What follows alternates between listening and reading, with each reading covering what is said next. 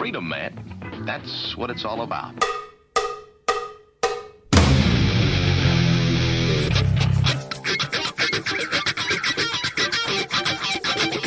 You've got to groove on freedom, like the good book says.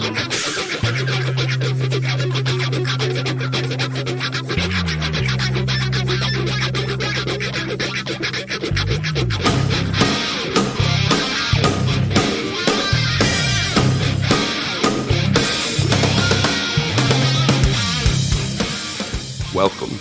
You are listening to What on Earth is Happening.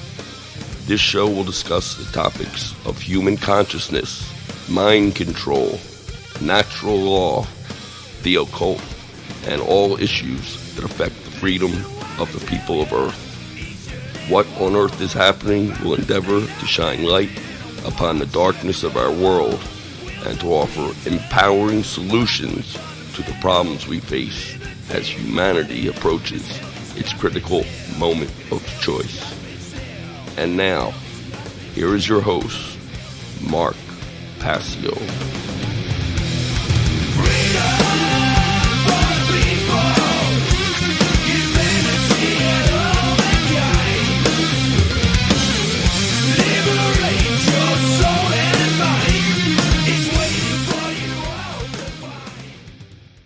Welcome one and all, you're listening to What on Earth is Happening here on Republic Broadcasting. I'm your host Mark Passio. My website, whatonearthishappening.com. The network's website, republicbroadcasting.org. Today is Saturday, May 17th, 2014. We have a great show lined up for you here tonight.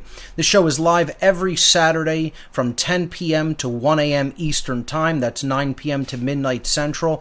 Tonight on What on Earth is Happening, we're going to be continuing to discuss the intervention theory of human origins. We've been discussing this for the past few weeks, and tonight what I'm going to do, as promised last week, is I'm going to present to the listening audience a slew of researchers. And I'm going to also comment on some of their work and let people know about some of their books and videos, etc. And I'm also going to open up the phone lines and ask listeners if they have any other suggestions on researchers that I may have left out on, this particular topic and who they find very interesting and who they think people should look into as well. So right at the top of the show, let me give the call-in number if you want to get into the queue. The number to call to join us here on What on Earth is Happening is 800-313-9443. Once again, 800-313-9443. I do have a couple of quick event announcements before we get started with the topic for this evening. I was interviewed. There's 3 new interviews up on the whatonearthishappening.com website on the news section, or in the on the left-hand side of the page under the latest news column. I was interviewed on Ghost in the Machine on May 6th. I was interviewed on Illicit Talk with Alyssa Hawk on May 11th. And I was interviewed alongside Jay Parker on Truth Connections Radio with Kathy Buckaloo a couple of days back, and that just went up on YouTube, and it is linked on my website as well. So if you want to check out the past few interviews that I've done over the last week or so, check out whatonearthishappening.com and go to the news section. On Friday, May 23rd, that's this coming Friday, from 6 a.m. to 8 a.m., it's a really, really early interview here on the East Coast. I'll be on Surface Planet Radio. This is on a terrestrial radio channel station. It's on WGDR. I believe that's out of Vermont, and you could check that out at wgdr.org this Friday, May 23rd from 6 to 8 a.m. I will be giving a live one-time only seminar in St. Louis, Missouri on Saturday, May 31st, 2014 at the Arden Mead Center at 17 Selma Avenue in St. Louis, Missouri, and the doors will open at 9 a.m. The morning session will begin at 9:30, the lunch break at 12:30, and the afternoon session from 2 to 5 p.m., followed by a question and answer session. The seminar is entitled Streetwise Spirituality, and the subtitle is What Does It Truly Mean to Be Awake? I'm going to talk about what real conscious awareness means. What does it mean to be quote-unquote awake? It's not what the New Agers want you to believe that it is. It's so much more than that. And it is so different than that state of quote-unquote consciousness that the New Age movement wants to pass off as being awake. So I'm going to basically outline point by point what real spiritual awareness and enlightenment is actually about, contrary to the typical New Age conception. And it is going to be a very streetwise approach, a balanced approach between the sacred feminine and sacred masculine principles and the sacred feminine and sacred masculine aspects of consciousness. And that's what we'll be exploring in depth in this seminar. Really looking forward to it. Been preparing my slides. And again, I said this last week, I haven't really been preparing many slides for the radio show. I'm going to get into more intensive research and preparation of source material and slides and things like that in coming weeks, but I'm really focusing right now on my St. Louis seminar.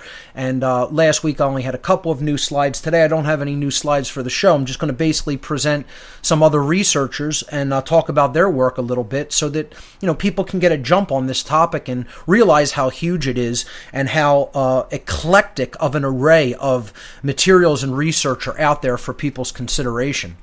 So just wrapping up with the Streetwise Spirituality Seminar, the advance tickets are on sale. They're only a $20 donation. You can call 314-488-4454 to purchase tickets. Once again, that number 314-488-4454. Or you can email Ray Mummy, that's RAYMUMME, Ray Mummy, at gmail.com to purchase advance tickets. At the door tickets, only $5 more at the door for a $25 donation. So once again, that's Streetwise Spirituality, Saturday, May 31st, 2014, at the Arden Mead Center in St. Louis, Missouri. Okay, I believe that is all the event announcements. Oh, no, I have one more. We'll be continuing the ticket giveaway for the seminar this week. We do have one ticket left to give. A caller came very, very, very close, and I'll talk about the reasons that I feel I didn't want to, actually say, yes, that is the actual correct answer. A caller gave all the correct steps of the trivium, and he gave the correct subjects of the quadrivium, but in my estimation, the quadrivium steps were out of order last week, so I'll just give the question one more time. For the last single ticket to the Streetwise Spirituality Seminar in our ongoing ticket giveaway. These tickets, by the way, were donated by Joe from Kansas City, so thanks so much to Joe for his generous donation. Of 4 tickets, we gave away 3 already. Swami Shivananda Giri was one of the winners, as well as Mark from Ohio and Jason from Illinois last week. So hopefully we can give away that last ticket tonight. The question was, name the 3 steps of the trivium and the 4 subjects of the quadrivium in order. The 3 steps of the trivium and the 4 subjects of the quadrivium in order. That is the question. If you want to call in and attempt to win a free ticket to the St. Louis Streetwise Spirituality Seminar that I'll be hosting on May 31st, once again, the call-in number 800-313-9443. So, let's get started with the topic for this evening. Again, this is ongoing. We'll be talking about this topic probably for months to come, at least a couple of months, because I'll be really doing a lot of digging into some source material and reading into some researchers' work as well throughout this entire breakdown of this topic. It's called the intervention theory of human origins. At least that's what I call it. And we'll get into this in a deep way on the other side of this break. Ladies and gentlemen, don't go anywhere. You're listening to What on Earth is Happening right here on Republic Broadcasting.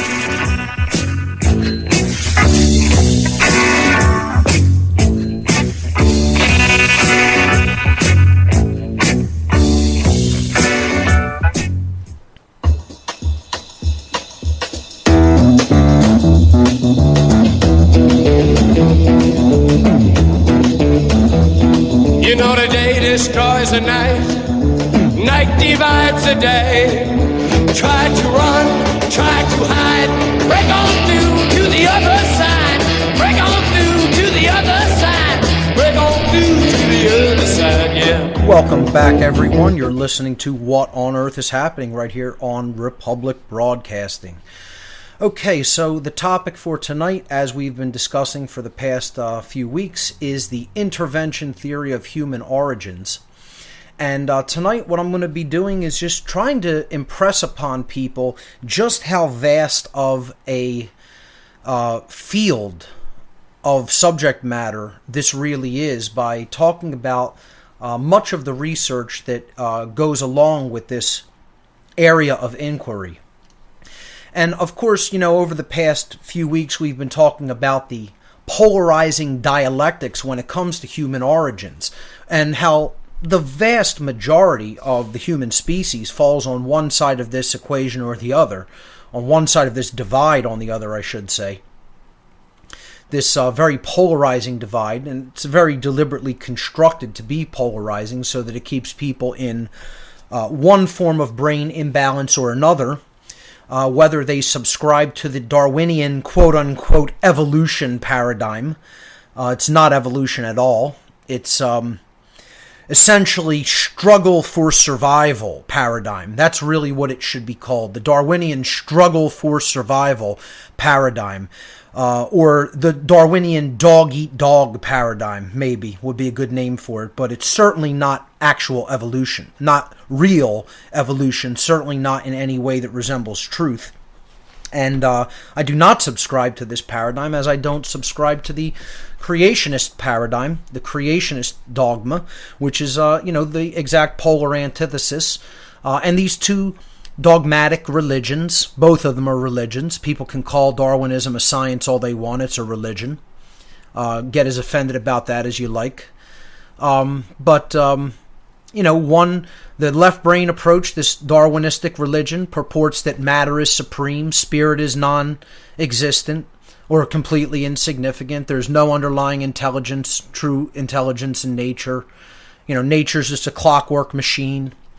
Then people extend this to things like how the body works, extends it to how society works or should work. You can see how dangerous the entire proposition is to accept wholesale into your worldview. That's what it's designed to do. And, of course, it paints that picture that, people should be totally selfish because, hey, we're all in this as a struggle for survival.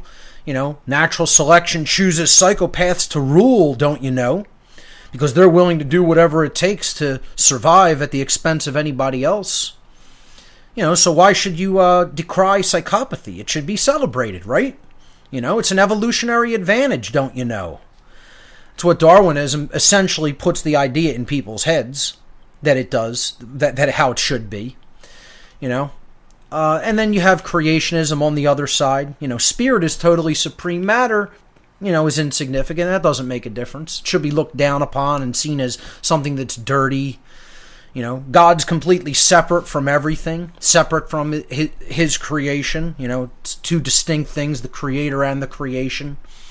And God controls all the events within the creation. So what do both of these paradigms support? The idea that change is hopeless. Darwinism basically says we're at the mercy of our genes, and creationism says we're at the mercy of God's whim, God's will, Leave consciousness at the door. Don't worry about human consciousness to actually create change, to learn and grow and understand patterns, and then actually change something here. No. That either shouldn't be the way that it is or it's impossible. That's what these two competing worldviews, these polarizing worldviews basically create in people's minds. And, the one thing that they both do very well and completely share in common is complete dismissal of free will, leaving consciousness at the door, total dismissal of free will, and as I said last week, also the externalization of all power. Once again, either the genes have the power or God has the power, but forget human consciousness. There's no power in that. There's no hope for creating change in that. They're both victim mentalities. And yet, you go and try to explain that to most people. One, they don't understand that these are both victim mentalities at all. At all. They're totally tied to their respective religions, no matter what side of this polarizing dialectic people come down within, okay? And they're completely unwilling to even budge from that position or look at it at an alternative at all, because these are both religions. They're absolutely religions, okay? So, we went into this and how this creates this schism in the brain, in fact, the actual brain physiology. Or you could even say maybe the schism in brain physiology leads people to accepting one of these paradigms or another. If they're super left-brained already, maybe they start to buy into Darwinism. And if they're very right-brain imbalanced and of a religious persuasion, then they buy into creationist paradigm. So it's very interesting how those dynamics work, and we asked the question last week, is there an alternative to these two prevailing yet totally entrenched paradigms? And like I said, if you just ask the average human beings on the street, just do a social experiment, ask your friends and family members, where did human beings come from? Almost invariably, you're either going to get the Darwinian evolutionary model or you're going to get God made us this way. That's it. And, I think if it's a sad commentary, let's put it that way, either of those things. If people believe that nature just made humanity this way, I think that's an extraordinarily sad commentary. Because I don't believe nature or God made humanity the way we are now. Okay? I think something else did that. Okay? Yet people are completely attached and they're stuck in one of those dialectics or another, and that's what it's designed for, to get people polarized, fighting with each other, and distracted from the truth, or looking into any alternative that can really explain what has gone on here on Earth in the past and is going on here in the present, in a way that presents that topic with clarity and makes sense. But if you just do a social experiment, you'll see almost 100% of human beings fall into one of those categories. You will be hard-pressed to find someone, a random average individual, who will tell you that they do not subscribe to one of those paradigms or the other. And I challenge you to do it. I challenge the listening audience. Do this as a social experiment. Go and ask people, what do you think the origins of humanity is? And I guarantee you it will either be Darwinian quote-unquote evolution or creationism in some form or fashion. Guaranteed. I guarantee it. Okay? Just from talking to people myself and seeing where their head is at, where their mindset is at, I 100% guarantee that is exactly what you will find if you do that experiment. You will find some people who will put an alternative hypothesis out there, but I guarantee you they'll be few and far between. And you'll certainly not encounter that many people who want to seriously consider and discuss the possibilities, like we're going to be discussing, about the possible intervention and interference that happened with our natural evolutionary progression by non-human entities here on Earth in the very, very ancient past. So what I'm going to do here tonight is, again, the purpose here is to try to impress upon people the depth of this field of research and how eclectic it is. You don't just make up your mind about this, okay? You don't just say, it's not about a belief, ladies and gentlemen. That's the first thing I want to say, all right? What I'm going to try to present here is evidence, not belief. That's what science is supposed to be done using, evidence, actual evidence. Not just saying, this is what I think. I believe this. That's called religion. Okay? Is there evidence to support this? And have people uncovered this evidence? And have they sifted through it? And have they filtered it? And have they explored it deeply? That's what we need to talk about.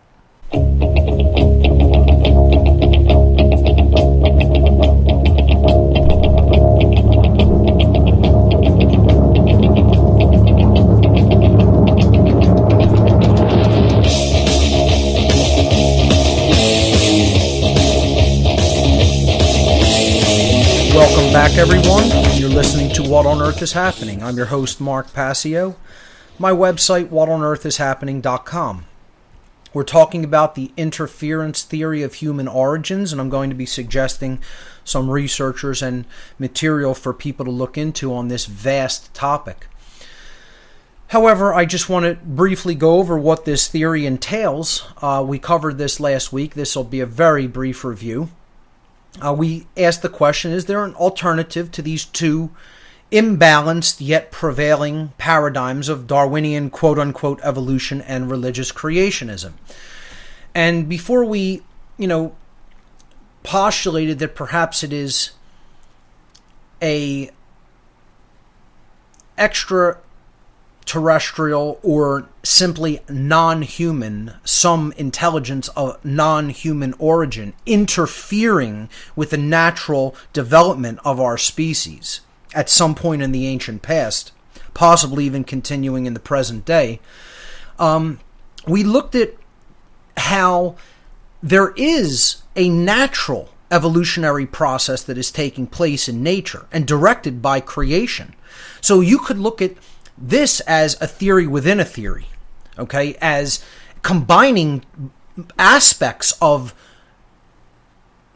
how scientism, I should say, looks at evolution, except, again, leaving Darwinism at the door, so to speak, not looking at it from that perspective of it's just about a struggle for biological survival and nothing else. That may happen up to a point with lower evolved organisms, but then that work in the biological or genetic domain eventually proceeds to the epigenetic domain, the domain of consciousness. And this is where an entire field of endeavor, an entire area of inquiry and subject matter unto itself, an entire study unto itself, is never going to be talked about. Scientism doesn't want to talk about epigenetics. Not much, anyway. Okay? They're still in this Newtonian paradigm, in this Darwinian paradigm, where it's all a clockwork mechanism. Medicine still applies this to the body. Politics still applies this to social engineering. It's all a clockwork mechanism. It's all about matter, And, we want to run the body like a machine. We want to run society like a machine, because after all, hey, there's no consciousness. It's just biological material interacting with itself, and it's just like a machine. The whole universe is a purposeless machine. That's what most left-brain scientism puts forward out there. And, then you have the opposite extreme with religious creationism saying, oh, it's all God. God's doing everything. There's nothing else at work or anything of significance that is outside of God, But nobody tries to come up with any balance here. Nobody puts a theory forward to say, maybe it's a blending. Maybe it's a balance between some aspects of both of these paradigms. Maybe there is a natural, real evolutionary progression, not just about survival of biological material. Okay, it works in the biological domain, then it proceeds to the epigenetic or domain of consciousness, the epigenetic domain. And it's automated in the first steps. Creation is willfully directing it and driving it and guiding it. You could call that process God. I don't really care. If you are comfortable with that term, some people aren't, whatever. But in the early stages of this process, and for vast stretches of time, it's automated by creation until the point where it enters the domain of consciousness. Then free will becomes involved. See, you could look at it like God is controlling things up to a point, He's controlling the development of lower forms. It's controlling, this force is controlling the development in the purely material domain up to a point. Then when a certain level of complexity becomes involved, then you have consciousness coming in, and then the creative force there then starts to back off, and it allows free will because it doesn't control everything. It allows free will choice of behavior once there is capacity for holistic intelligence. Now, notice I did not say once there is true holistic intelligence involved. I said once there is the capacity for holistic intelligence, creation backs off the direct running of this process in the biological domain, and it allows the epigenetic functions to then develop, in other words, consciousness and free will, and it backs off its control at that point. Now, personally, I feel that is a much more balanced approach, and not only have I felt that that is how it works, this is actually is what is taught how evolution really works in many of the ancient traditions. Rosicrucianism teaches that it happens this way. True Kabbalah, okay? True Freemasonry, esoteric Freemasonry. It's a blending of these dynamic forces. The biological and epigenetic natural evolutionary progression, and then that eventually proceeds into the epigenetic domain, where then a species that has developed the capacity for holistic intelligence takes over its own evolutionary development based on its free will decision-making processes. Okay? So, what this does is it explains that yes, nature is directing the process of evolution, but at some point, a species becomes, with the capacity for holistic intelligence, becomes responsible for its own progression or regression. And there's that key word, ladies and gentlemen. That key word, responsible. After a point, the amount of aggregate consciousness that a species has developed through its own usage of its free will, okay, is then taking over the future progression, stagnation, or regression of that species. That's what's responsible for it. Whether we have progressed our own consciousness or not, through our free will. Do we want to pay attention? Do we want to learn? Do we want to grow? Do we want to evolve? Do we want to stop making the mistakes that we've made in the past? Do we want to become aware of patterns? Do we want to learn from history? Well, all of the answers to those questions seem to be no in the modern day. No, we don't want any of those things. We want to remain ignorant herd animals in a cage, not evolving, stagnating, and possibly even regressing, which is a spit in the face to the creator of the universe and to natural evolutionary progression of consciousness. Just spitting in its face.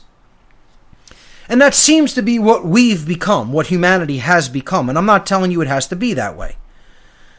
I'm saying it's the case right now, what we've become, but we can change it any time we want. Right in the present moment, that could be changed. It's a choice.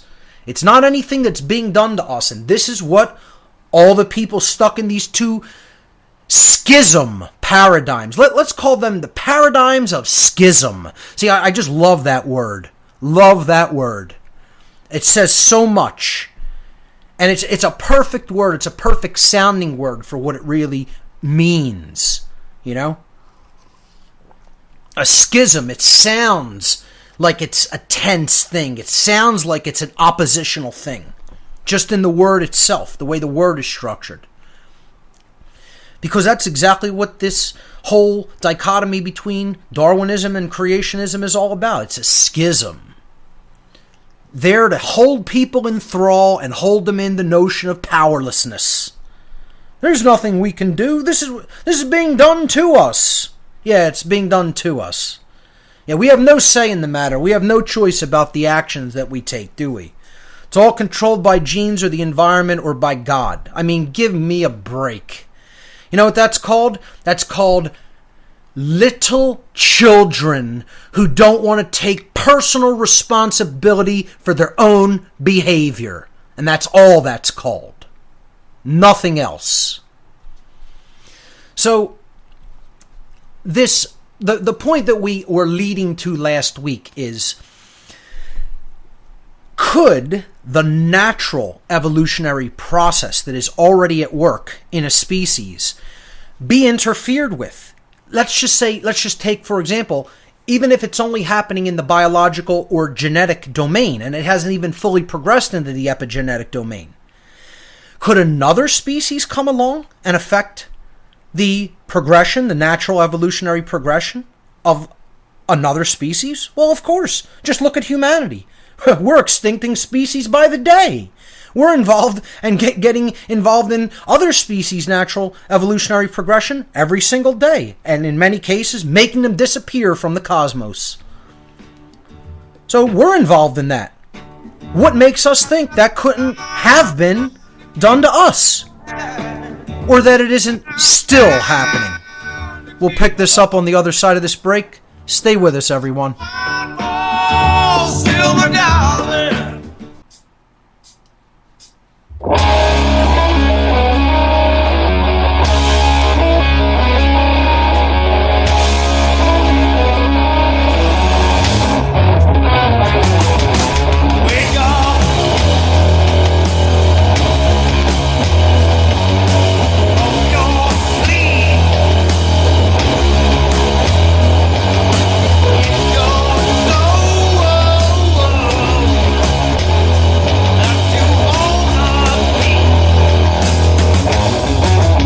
Welcome back, everyone. You're listening to What on Earth is Happening. I'm your host, Mark Passio. So what I'm going to do from this point forward is start putting out some general research topics, and I'm going to also put out some general researchers who have talked about these topics for many years, who have a lot of books, a lot of material, a lot of videos out on the topic of interference theory, as I like to call it. People have called it intervention theory. They have called it the theory of human origins from non-human intelligence. They have called it ancient astronaut theory. It's been called many different names. I prefer interference theory, or the interference hypothesis, personally, because I don't look at it as just a type of intervention which, could take on a possible positive connotation.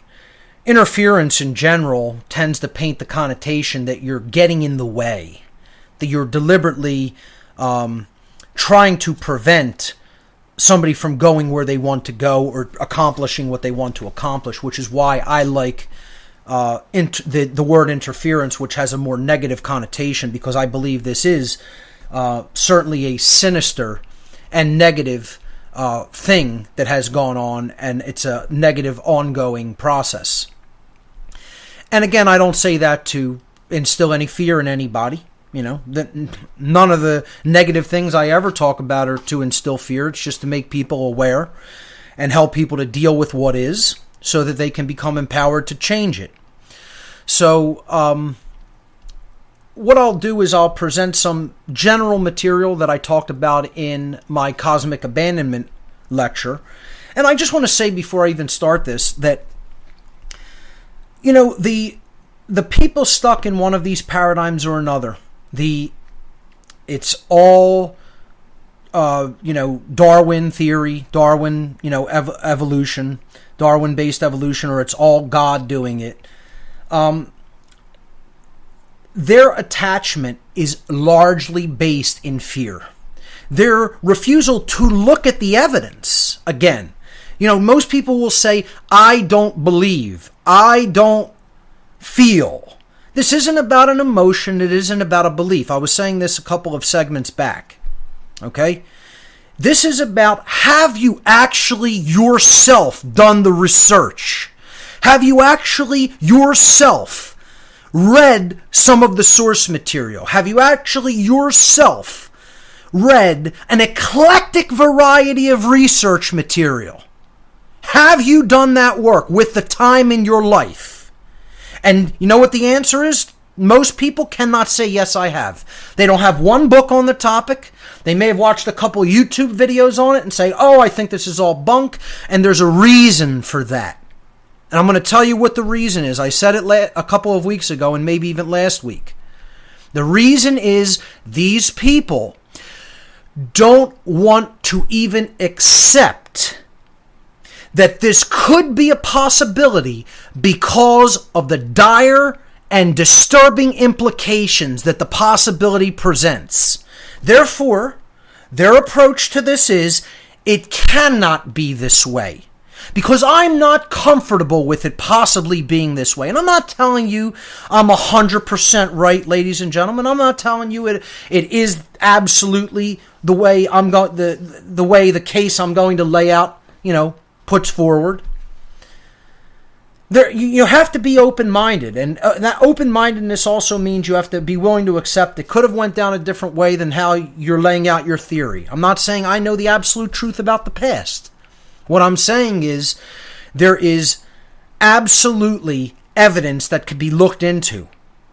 And if we approach it with an open mind, not with a preformed notion of saying it can't be that way because that's too disturbing, or it can't be that way because my religion says otherwise, or it can't be that way because the scientists, the priests in the white lab coats that call themselves scientists told me it can't be that way. That's not how any truth is discovered. Truth is discovered by actually looking at what's there, by looking at the evidence. And I'm telling you right now, and all the people I encounter that come down on this one way or the other, in one of those paradigms or the other, one thing is always shared in common. None of them have actually read or deeply studied the material I'm going to talk about. Zero. Never. Ever. Ever. But they have a strong opinion and a strong belief, But you ask them, well, have you actually researched this? Well, what books do you have? What authors have you read? Can we compare video libraries? Can we compare physical books in our library? Well, I don't have anything on it. You don't have anything on it? That means you haven't done one damn bit of looking. And you think you're in a position to even offer an informed opinion? See, this is where humanity is at, folks. We think that we're experts when we've done no digging, no research. And I'm telling you, there is a lifetime.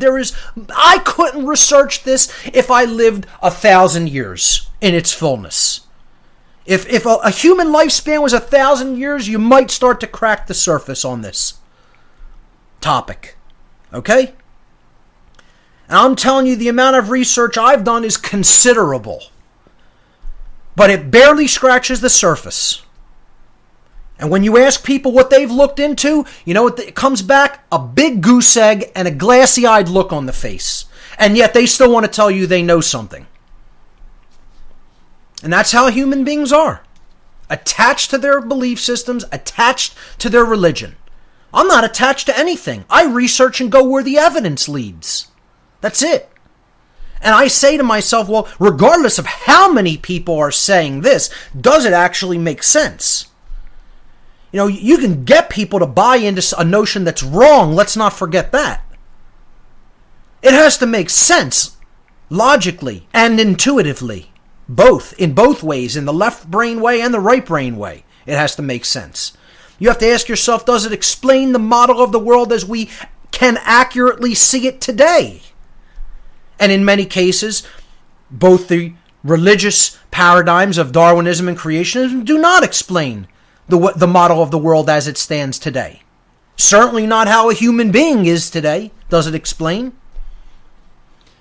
Because I'm telling you, if you believe nature made something like this, called humanity, or if you believe God did this, you have a very, very, very low view of both nature and or God. And I'll be the first to tell you that, and I get as offended as you want by that statement. So the first area that I want to briefly talk about is source texts. Ancient source texts from which these stories ultimately derive. And then we're going to talk about researchers who have compiled tons of information, looked at different archaeological and anthropological evidence, okay, gone into the histories of many of these people, and painstakingly uncovered details, bits and pieces that form a puzzle, that form pieces of a puzzle. And then what it is everyone's job to do is bring those pieces of the individual pieces of that puzzle to the table. Lay it out and say, can we form a picture here? So that we can now accurately start to understand what happened in our ancient past. And once again, people don't think this is important. They'll insist it's not important to look into that. Let's just start from where we are now. And don't get me wrong, I'm not telling you not to be active. That's the most important thing to do. We do need to look at the situation as it is now and deal with it. But if you think origins of a species is insignificant and unimportant, I don't know what to tell you. I mean, that is about as naive of an approach as you can possibly have. Because if you don't know where you came from, you sure as hell don't know where you're going. So let's just start laying out and just listing some of these source texts first. All right, and we'll look into them and read from a lot of these on future shows. Okay? Of course, you have the Bible, biblical texts. Mostly things like the book of Genesis, the book of Ezekiel, okay, the book of Exodus. Apocryphal, so-called apocryphal books of the Bible, like the book of Enoch, which is biblical era, biblical period, but it's not considered official canon, biblical text. The Septuagint also. We'll pick up this list on the other side of this break. Ladies and gentlemen, stay with us.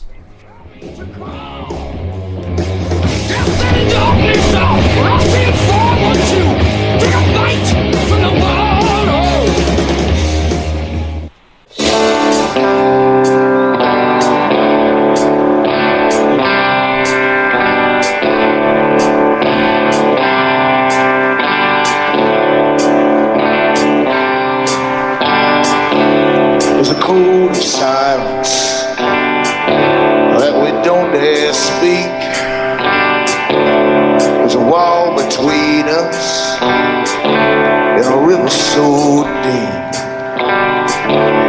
We keep pretending that there's nothing wrong. There's a code of silence and it can't go on. Well, folks, my code of silence on the interference theory of human origins has ended. And I'm going to be ending it in an even much louder way in coming weeks. But let's go back to looking at just a general list of some source texts that we could explore that deal in many ways with these topics. Now, of course, as I was saying, the Bible is one of these texts. And people know my take on religion in general. And it's that it's mind control, essentially. That is not to say that a lot cannot be gleaned from studying a lot of the texts of religion. Not buying into a belief system that surrounds those texts, but understanding how many of these ancient texts were written. And is it true that many of them are written allegorically and symbolically? Absolutely. And this is part of the problem with literalist interpretation of many religious traditions. They don't understand that there's a lot of allegory and symbolism in ancient scriptural texts. But is it all allegory and symbolism? And I would highly suggest that no, it is not. There is some historical significance, and there are actual events that are being described in a lot of these texts as well. The trick, the key, if you will, to being able to read a lot of these texts properly is knowing when you're talking about something that's allegorical or symbolic, and knowing when it is a historical documentation that the author is laying out. And people don't want to acknowledge, they want to come down on one side of that equation or the other. It's that same dialectic. It's all the literal word of God, or it's all completely symbolic and allegorical. And there's no in between. You know, see, again, it's a dialectic that's always at work. You'll see this pattern repeat in my work endlessly. trying to explain to people, often both sides are they're trying to push you into both sides, into one extreme or another, because that's where you can be controlled from. That's where no discernment takes place. When you're in that level of thinking it's all this way or another when it comes to anything other than natural law. Natural law are the laws of morality, and there is nothing that is unchangeable except those laws. That's it. The laws of nature are absolutely set in stone, and if you don't understand how they work, you suffer. The end. That's the part that you can't change, that you have to understand. It is extreme, it is all one way, and align your perception in that direction. Okay? But when it comes to understanding how ancient peoples mixed different concepts in the ancient scriptural writings of different religious traditions, it isn't all one way. There it is shades of gray, and it has to be read like, a Rosetta Stone of sorts. You have to pick it apart, break it down in its constituent elements. Consider, is this allegorical, or is this somebody saying something that actually did take place and is talking about historical figures? And in many cases, there's a mixing and matching of that going on throughout even the same books. Because you think, necessarily these books were all written by one person? They could have been mixed and matched along the way, and a scribe wrote them down, or assembled them. They're the work of man. As such, they're open to interpretation, and as such, they're not going to be perfect or complete. So that's what has to be understood when it comes to studying any of these texts. They can't be taken as the literal word of God in every aspect, nor can they be taken as none of this could possibly be historically true, and it's all just symbolic.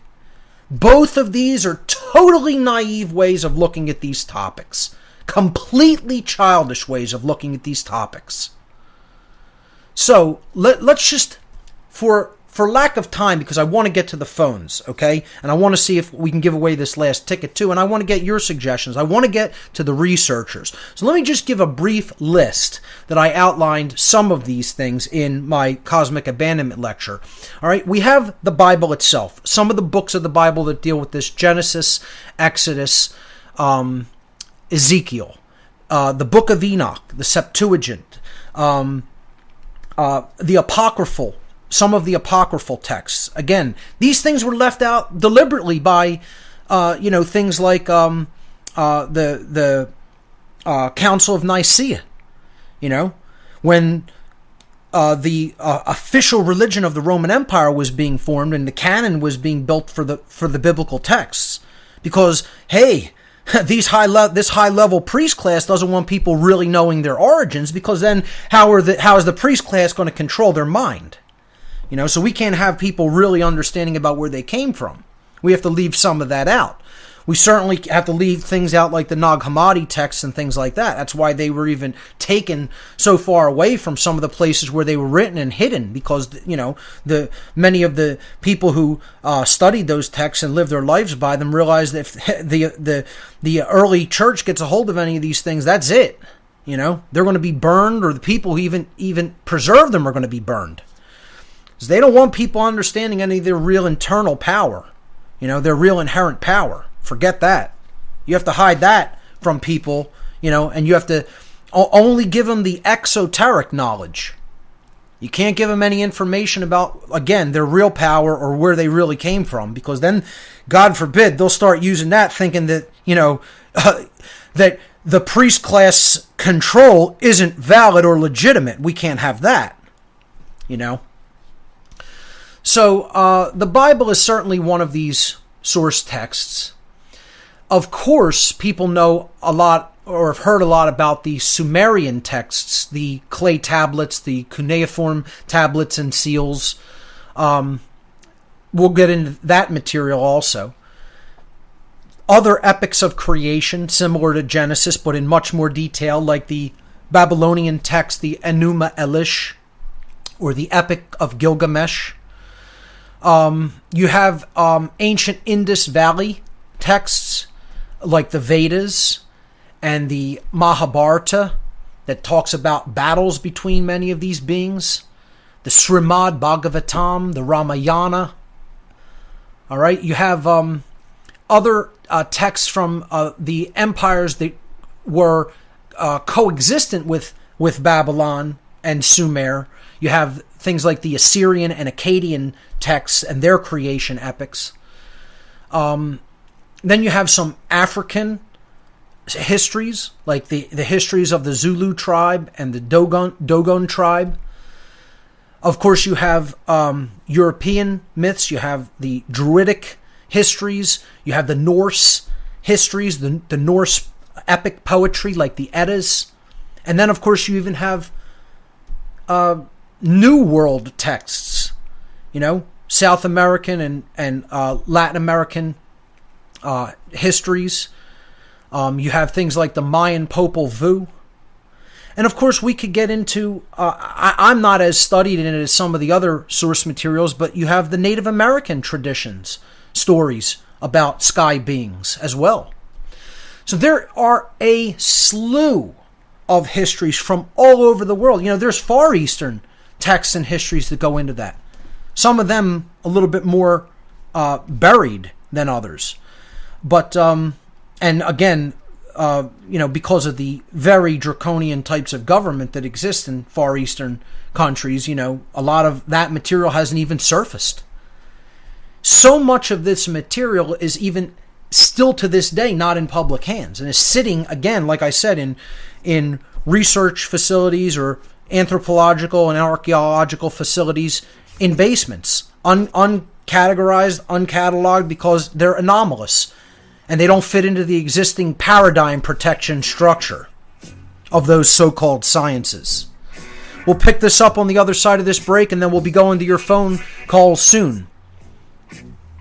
Stay with us, everyone. You're listening to What on Earth is Happening?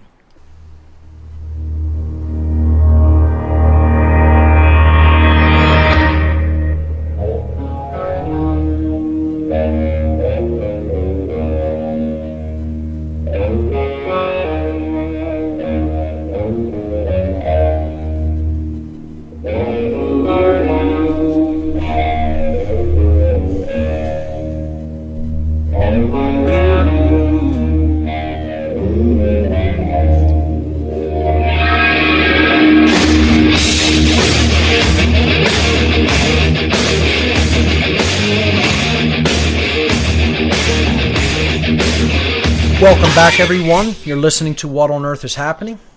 I'm your host, Mark Passio. My website, whatonearthishappening.com.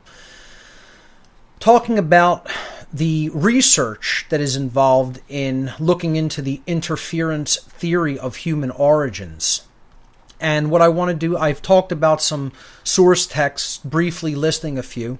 We'll be getting into some of them on future shows. I want to talk about some researchers that I think it is valuable to look into their work. I don't agree with all of their conclusions. Very few individuals I agree with all of their conclusions, in any individual. However, that doesn't mean you shouldn't look into these people's work, because there's a lot of truth to be discovered in it, and it brings a lot of the missing pieces of the puzzle to the table so you can understand the bigger picture. Again, it's not about just going where you're comfortable going, or just, continuing to research things that you already, think are true or believe. It's about looking at all the perspectives and assembling the larger picture and putting it together.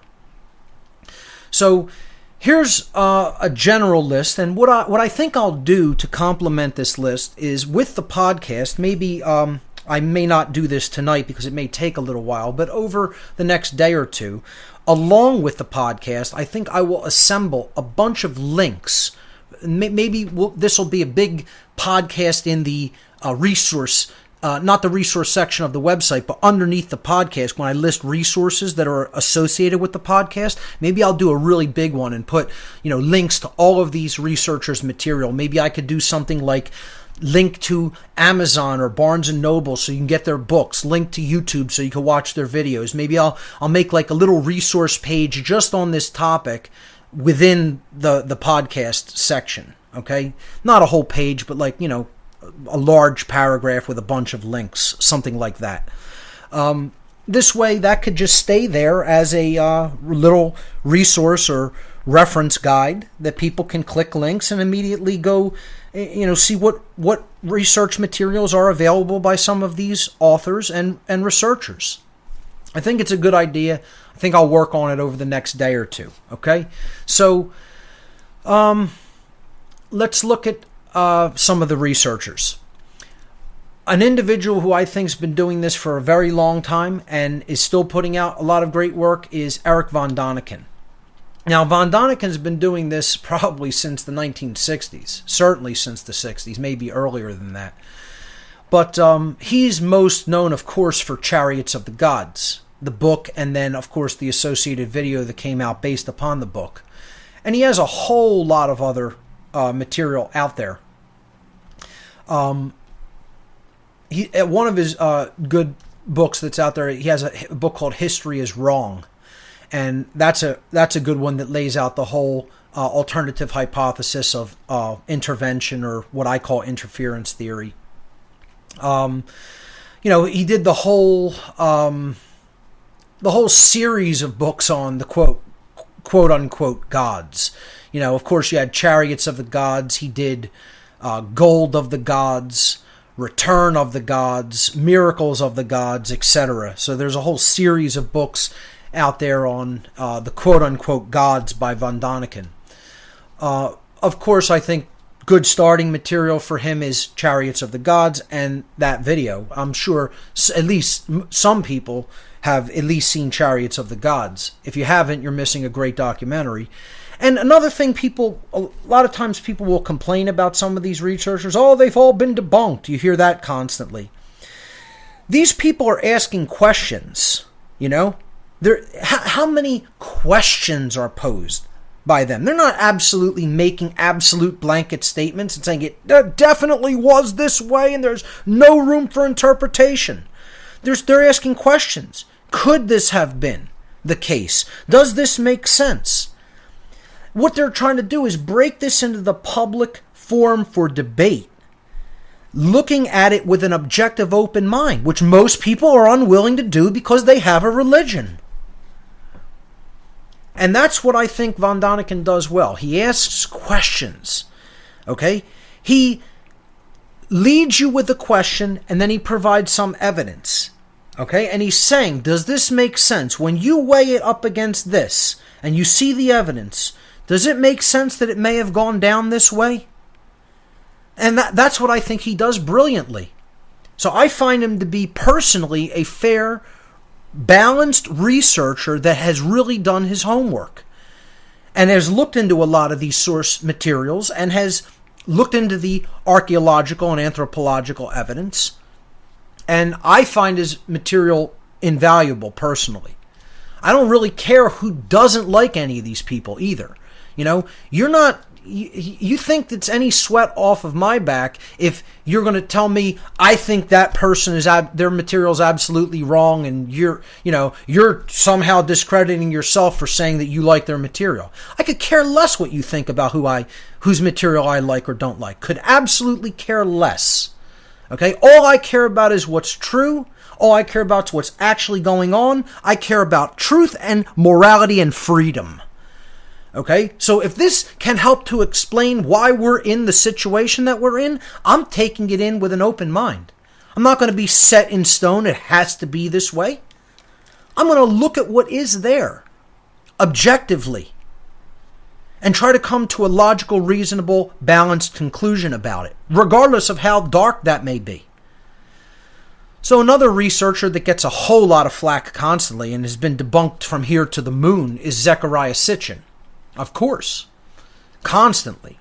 You continuously hear people bashing this guy when how many people have done a 100th of the amount of research that this gentleman has put out during his life? None of them. Real quick to debunk. Okay? Real quick to say, oh, it's all nonsense and you shouldn't look into any of it. And the same people have done absolutely nothing in the way of looking into any of this material. It just can't be because they're uncomfortable with it. Of course, Sitchin is best known for his book, The 12th Planet, and the entire Earth Chronicles series.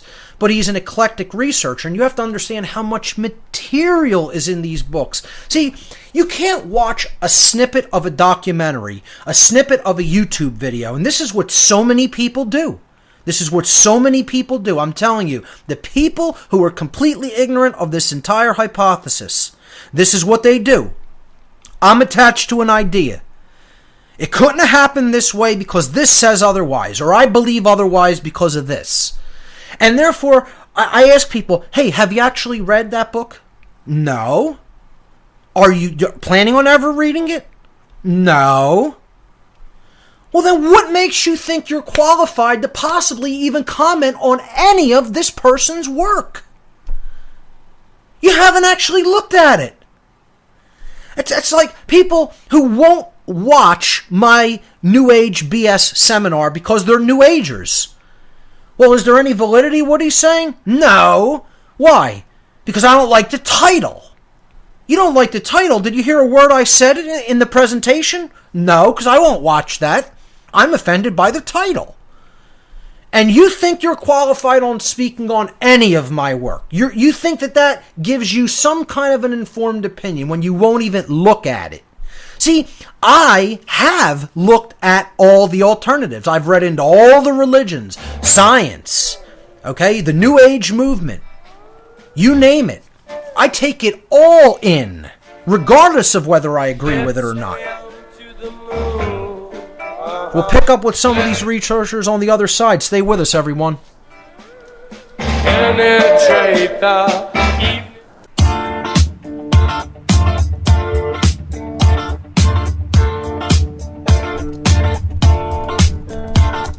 We don't need no education.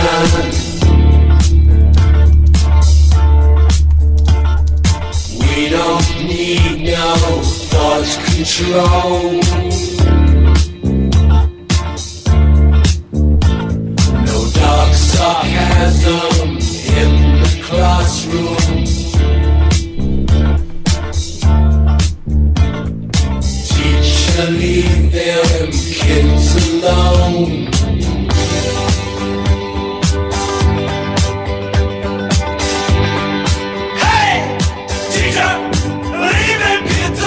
Welcome back, everyone. You're listening to What on Earth is Happening. We're going to be continuing with a list of general researchers in the field of interference theory or intervention theory regarding human origins. I was talking about Zecharia Sitchin and how most people dismiss his research, because they don't like the implications. They haven't really ever looked into it, and that's just where most people's head is at,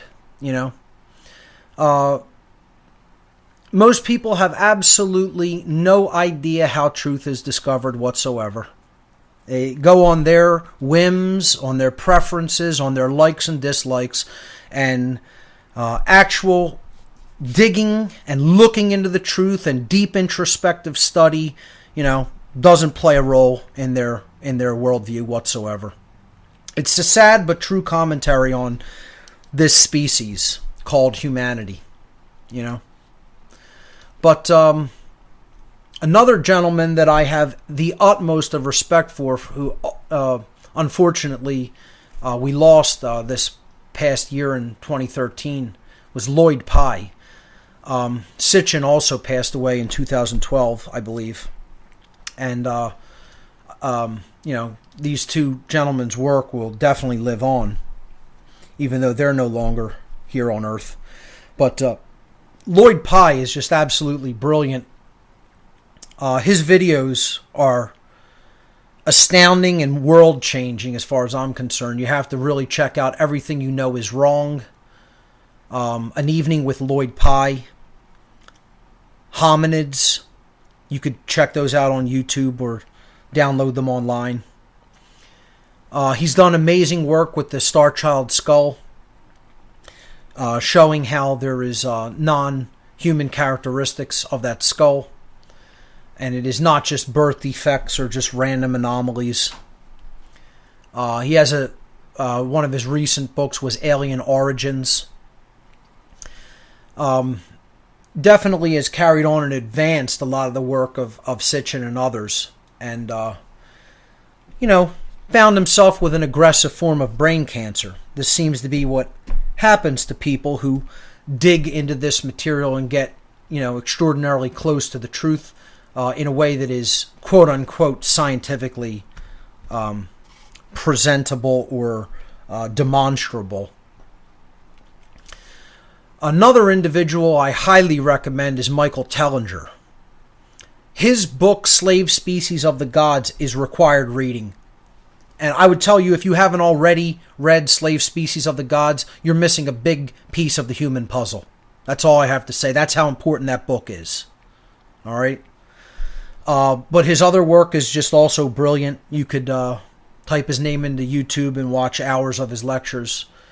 Just great work. I hope to maybe interview him on the show sometime. Would be a great show, I think. Another researcher who's been debunked from here not to the moon but from here to Pluto is David Icke. And once again, I've talked about this gentleman on the show many times. I don't agree with every one of his conclusions, and I don't have to, and nor would he have to agree with all of my conclusions for me to respect his work. I feel that he's one of the people who really woke me up to a lot of truths about this world. And again, I've commented on his courage many times in the past. I think if people were as courageous as this person, the world would already be free. Unfortunately, most people are cowards. They're ignorant cowards, too, because they won't even look at his research material and how well documented it also is. You could research from one David Icke book an entire lifetime. Whole lifetime. And you know what most people know about him? He's the reptilian guy. Yeah, well, who gives a damn that he has a theory regarding reptilian shapeshifters? Have you actually read his books? Have you gone back into his old books, his first books, and progressed forward through them? I've read like 13 out of David Icke's 18 books. Okay? I'm telling you, there's some of the most prolific works out there. And you could research just in the endnotes of a chapter for a whole lifetime. And yet most people have heard a snippet of something he said in a YouTube video or in an interview, and they go, "Oh, it's a bunch of nonsense." I mean, this is how retarded people are. They don't look in depth in anything. You say one thing I don't agree with, and the retards rear their head and go, "Everything he says is junk. It's all nonsense." I mean, this is an absolute child's way of looking at the world and researching anything. When if you actually see, you know what it's all about, folks? I'm just going to tell you right out here in the open. It's the bottom line is these people are lazy. They don't want to take the time to sit and read a 600-page book that is thick with information and reads like a textbook, not some fiction novel, okay? Because Icke's work is dense with material. It's dense with knowledge. You have to read it like a textbook, and then you have to research into a lot of the connecting material and the source material that he cites. His research is not a joke. And yet people would dismiss it as such because they've never actually picked up one of the books and delved into it. Highly, highly, highly recommend And the Truth Shall Set You Free, The Biggest Secret, Children of the Matrix. Let me just go back to Sitchin for a moment.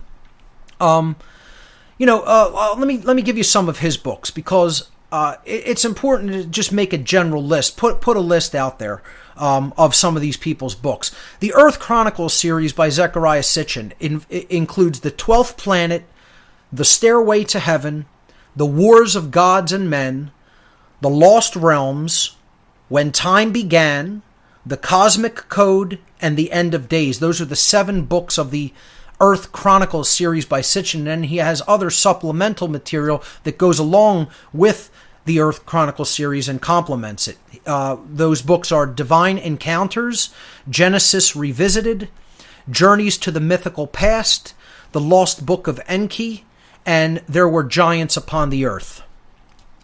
And he has other documentaries, has been included in many documentaries. It's an abundance of material.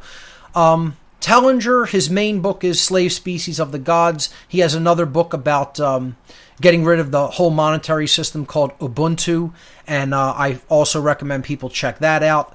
Let me read some of David Icke's bibliography.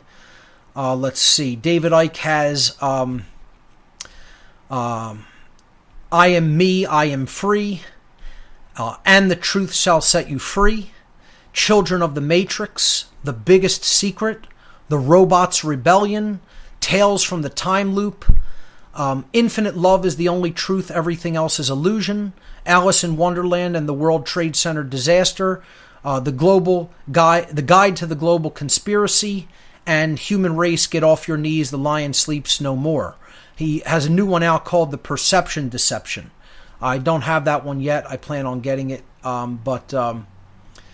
Just absolutely profound amount of work that he's put into researching these volumes. Some of these are 600-700 page books.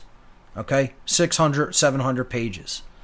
And I'm telling you, in one of the books, you could do a lifetime of peripheral research. And like I said, most people haven't read one of his books, let alone all of them. I haven't read them all. I'm working on that. I'm, most of the way through. I have a couple, some of his most recent ones I haven't gotten to yet. Let's see, who else? Icke has, of course, brought Credo Mutwa on the global scene and exposed his vast knowledge regarding the Zulu nation, the Zulu tribes of Africa and their histories. So I highly recommend checking out Credo Mutwa's work. He was interviewed by David Icke in the video The Reptilian Agenda, and I think he also has a book of his own out. I can't recall the title off the top of my head. I don't actually own that book, but I'll try to link to it. Michael Tessarion, unbelievable amount of material. Okay? Just to even use the word prolific is not enough. Monumental amount of work that he's done, particularly with the Origins and Oracles series. And again, you could research for a lifetime, branching off from any one of the topics that he covers in the Origins and Oracles box sets of 22 DVDs, all of which are, around 2 hours long. We'll pick this list up on the other side of the break. Stay with us.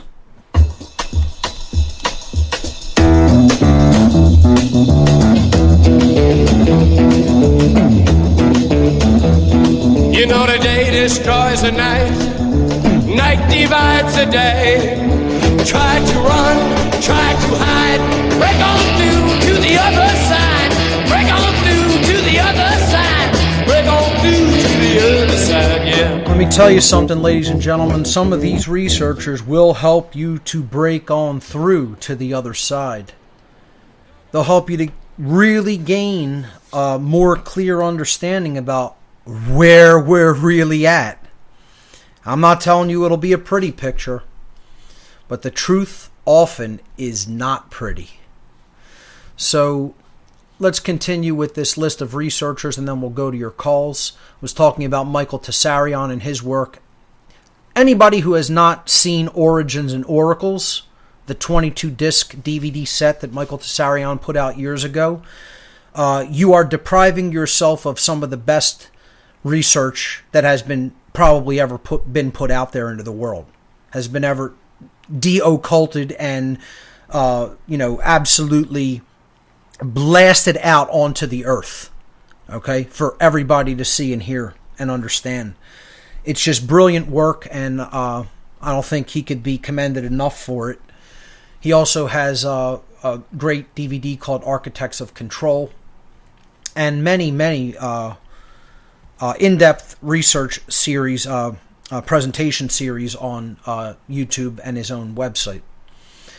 So, also, Graham Hancock is another great and prolific researcher in this field. He doesn't so much go into the intervention or interference theory, and comes down on the equation that a lot of the ancient monuments that he talks about were just human constructions, etc. But I think it's still very powerful to look at some of his work, and I think a lot can be gleaned from it. Of course, he wrote Fingerprints of the Gods, Lost Knowledge of the Ancients. Let me see what else. Quest for the Lost Civilization. That was a DVD 3-part series that he put out, which I highly, highly recommend. The Message of the Sphinx, Supernatural, and there's some others I can't recall. Again, I'll try to link up to a bunch of these on the podcast. Michael Cremo, again, not necessarily talking about the intervention or interference theory, but when you talk about forbidden archaeology, this is one of the main sources that you need to go to. How the so-called scientific establishment, who I call the paradigm protectors, anything that doesn't fit in with their linear Darwinistic theory of how we came to be, or how the earth is the way that it is now, is thrown out the door. It's not allowed into the body of evidence.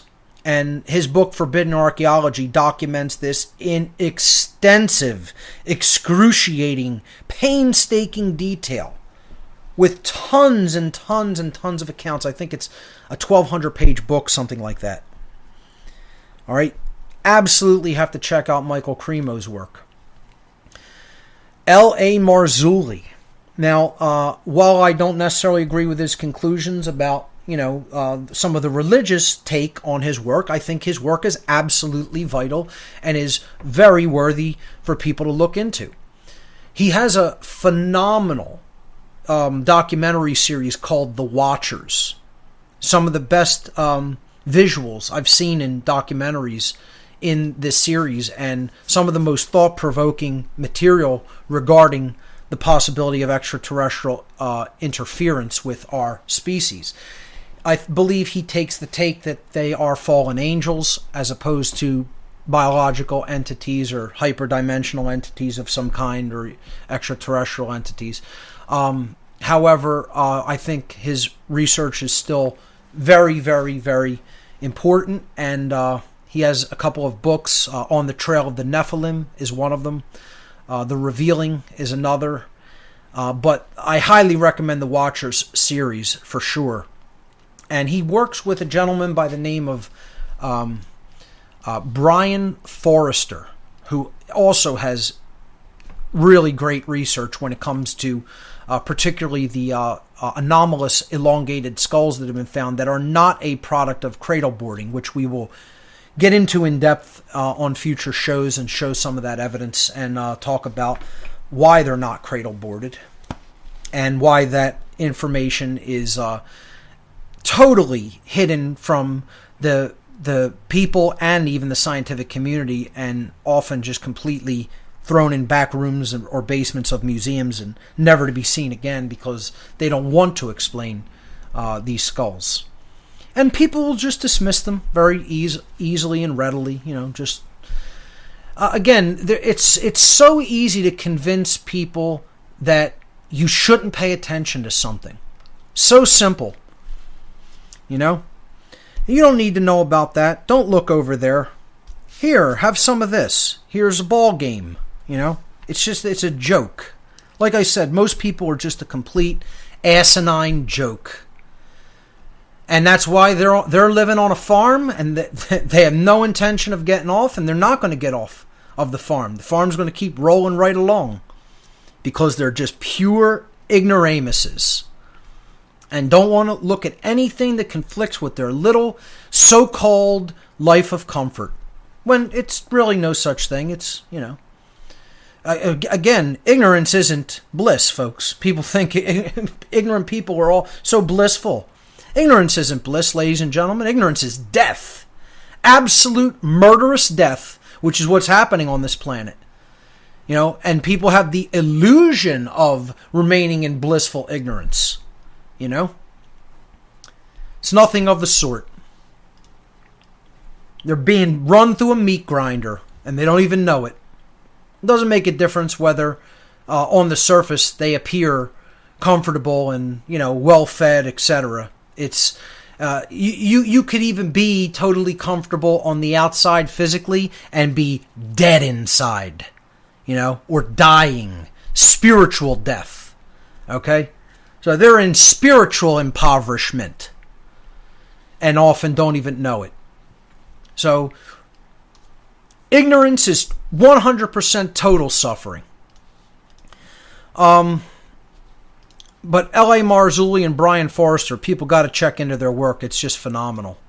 David Hatcher Childress, he's done a lot of work in the technology of some of these beings. Definitely falls into the category of ancient alien hypothesis researchers. Trey Smith, I might liken him to L.A. Marzulli a bit. He's done a lot of great work. He's got a video series out called The Nephilim, The Truth, and has a sort of a religious or biblical, take on things, which, again, I don't just fault people for that and say, hey, I'm just going to not look at your research because you believe in exoteric Christianity and have come to some of the conclusions that you basically align with biblical scripture and the interpretation of the Christian interpretation of biblical scripture. So, hey, I got to throw out everything you talk about, right? Because I don't agree with some of your conclusions. No, I'm going to look into L.A. Marzulli's work. It's valid. I'm going to look into Trey Smith's work. It's valid. I'm going to look into researchers' work like Rob Skiba. I don't know if it's Skiba or Skiba. He takes somewhat of a biblical approach too. There's another great researcher. He put out the series Archon Invasion. You could check that out on YouTube. The whole point here is people hear something they don't agree with, and that person's work is invalid, or hey, they were affiliated with a particular group, and therefore all their work's invalid. They throw out everything I say because I was a Satanist in my past. Hey, this person attended, seminars or taught seminars at the Esalen Institute. Throw out everything they say. This person may have been working with some kind of an intelligence agency at one point in their life. Nothing they could say it could ever possibly be true. I mean, this is a retarded child's worldview. That's what it is. Okay? I'm sorry, but that is what it is, folks. If you think the truthfulness of information is just based on what a person may have ever done in their life, it's the highest form of ignorance and fallacious thinking. Absolute fallacy. Absolute logical fallacy in the thinking process. And people can't see it. They can't see it because they're totally attached to it. Totally attached to it. And it goes on. It goes on. And on it goes. And so does the prison, folks. And it's the very mentality that's keeping the prison going. But enjoy it. You seem to love your chains. And you want to infight. And you don't want to look at the big picture. And you don't want to take what is actually the truth and then leave the rest. Okay? A friend of mine came over for the documentary night. My friend John. We were sitting in my living room. We were watching a Rob Skiba or Skiba. I apologize if I'm pronouncing his name incorrectly. We were watching a video by him.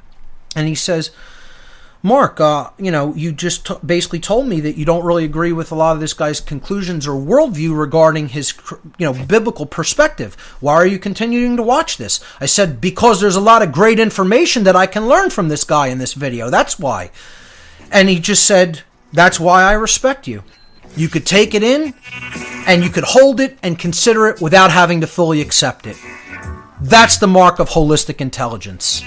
We'll be right back, everyone.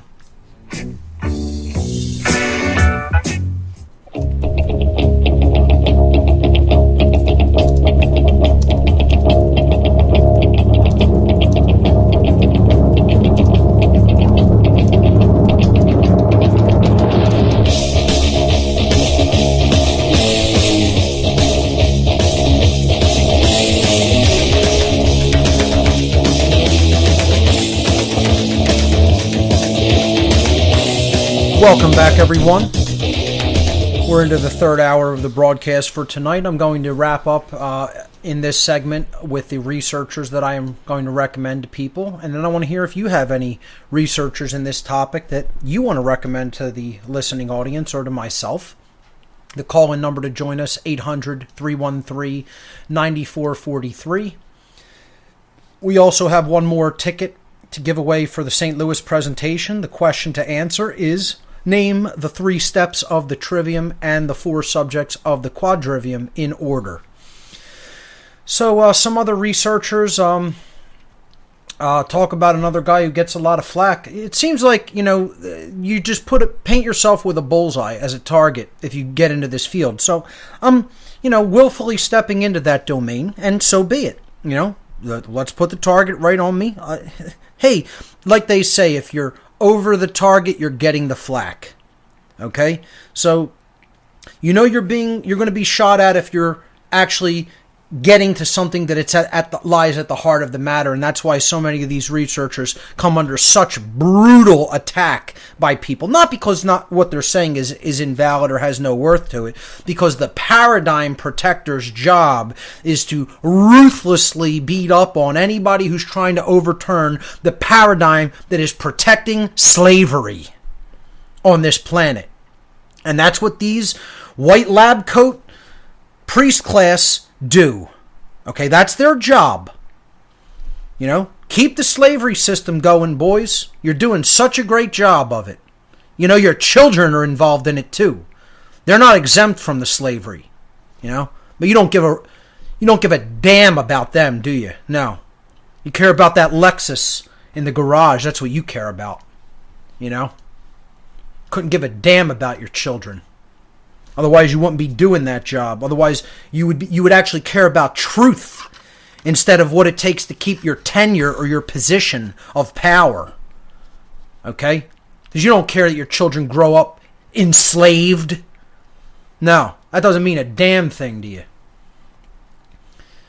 So, to wrap up this category, a few people are really under, hard condemnation.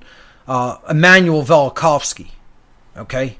Ruthlessly, barbarically criticized for just having theories about the ancient origins of our solar system. Again, this connects in with the interference hypothesis, and cataclysms must be taken into account when we talk about this.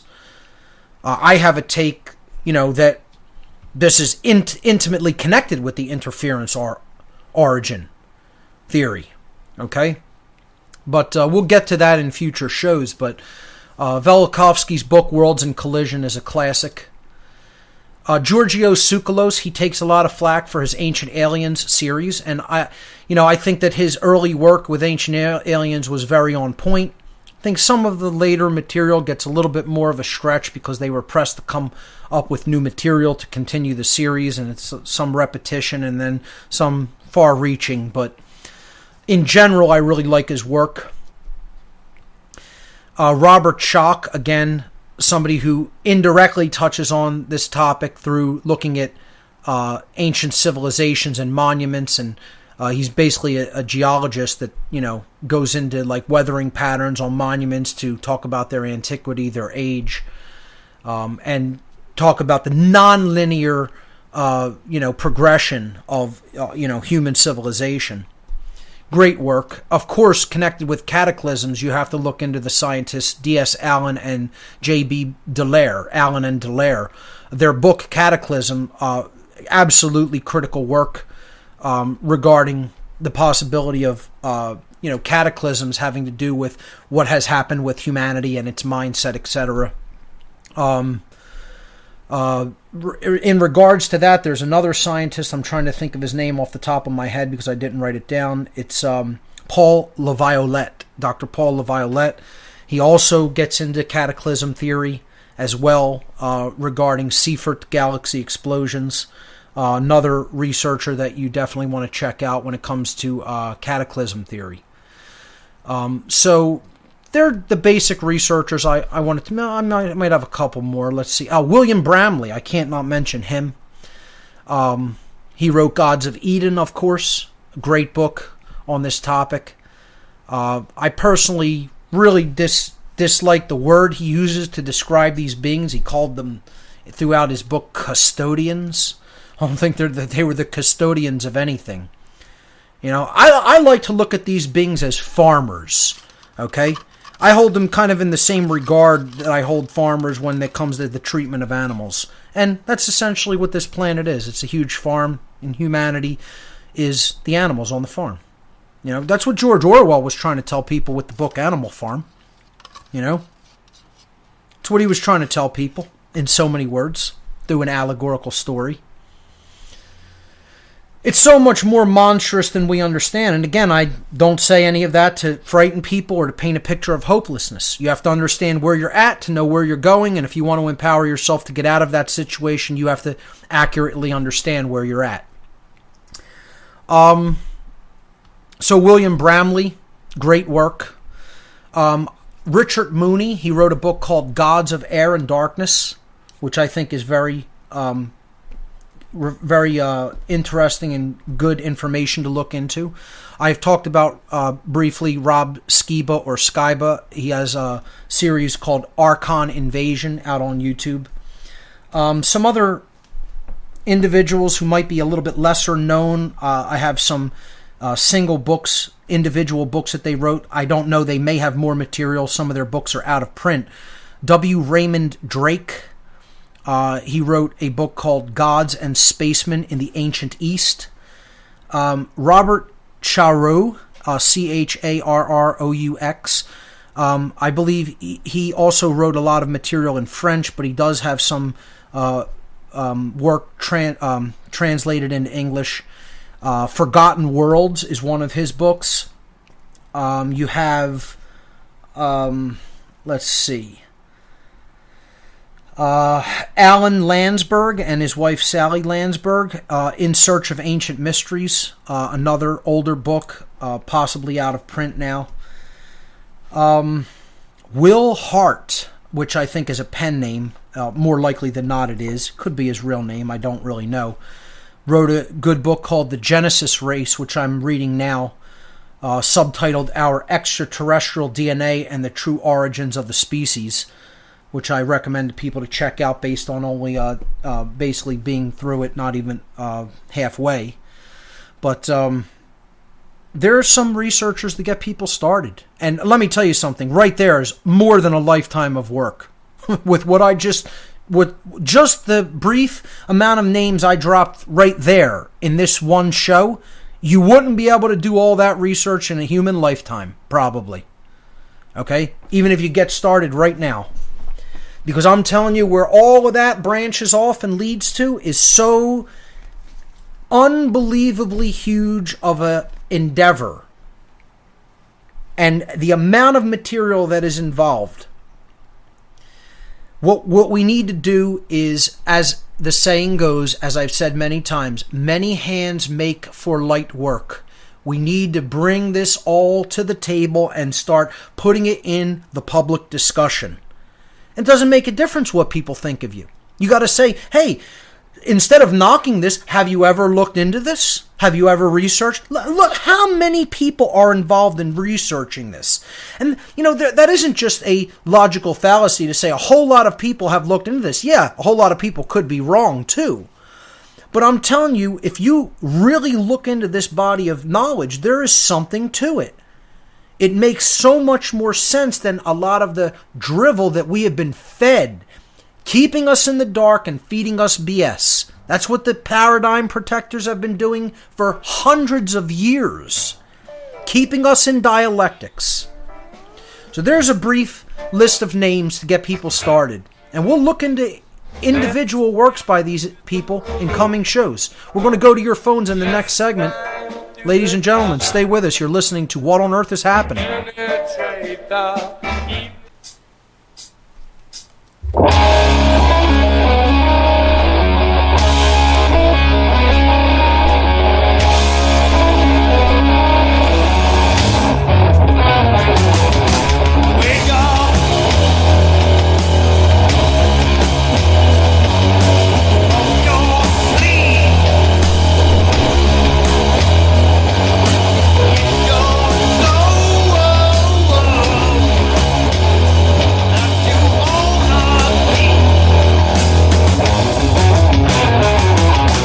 Welcome back, everyone. You're listening to What on Earth is Happening. Let's go to the phones in this segment. I've laid out the researchers that I wanted to bring to people's attention.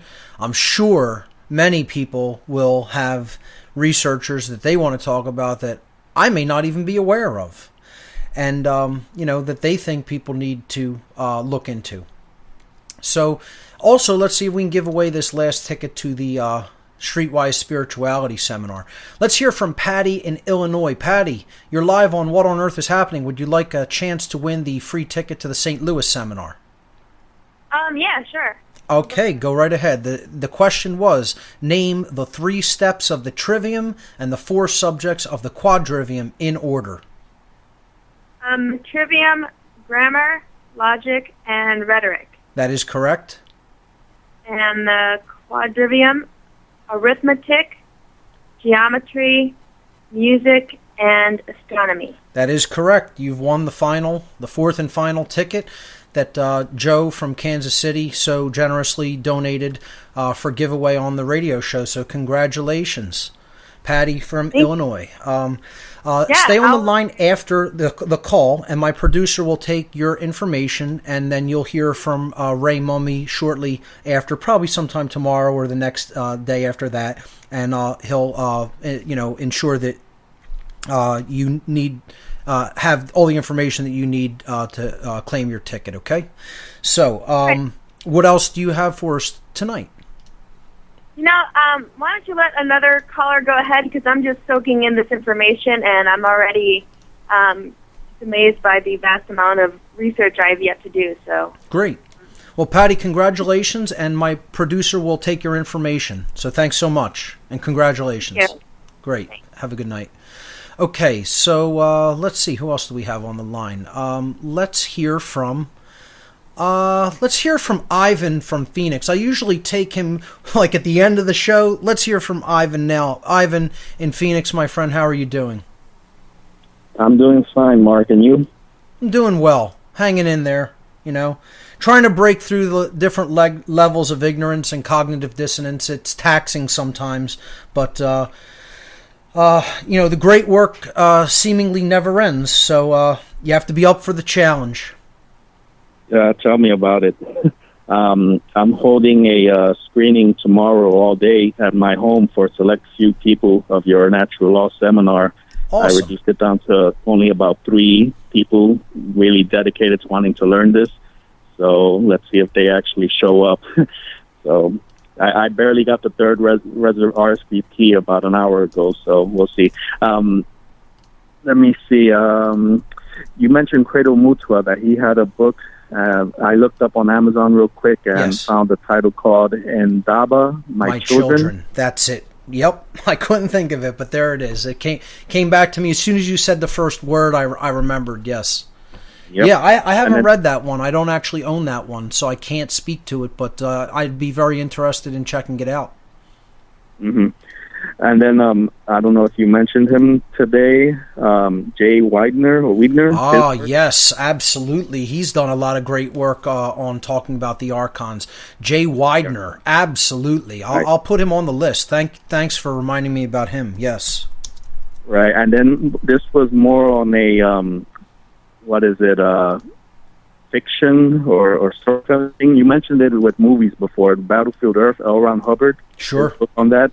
That's unnecessary research, but it kind of opens people's minds to a possibility. Yes, I should definitely sometime next week talk about some allegories as well, maybe leading into some of the deeper, source material, because the allegories really kind of paint this picture in a creative sense.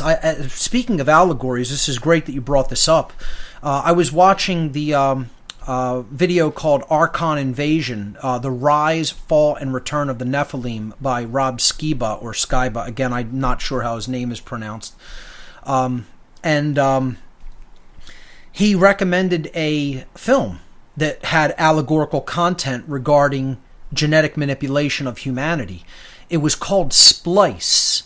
And again, I find it very, very interesting that things like this fly under the radar. And I had never heard of this. Nobody I know had ever heard of this movie. Have you ever heard of this movie, Splice? Yeah, I saw that. That was maybe 5 or 8 years ago. Yeah. Yeah, but think about how unpopular that movie was. I mean, right, it came and went. It was one of those 2 or 3 weekends at the theaters and gone. And I'm telling you, this was a Warner Brothers high-quality production with high-quality graphics and, animation, 3D animation. And it was apparently in and out of theaters, hardly any reviews written on it.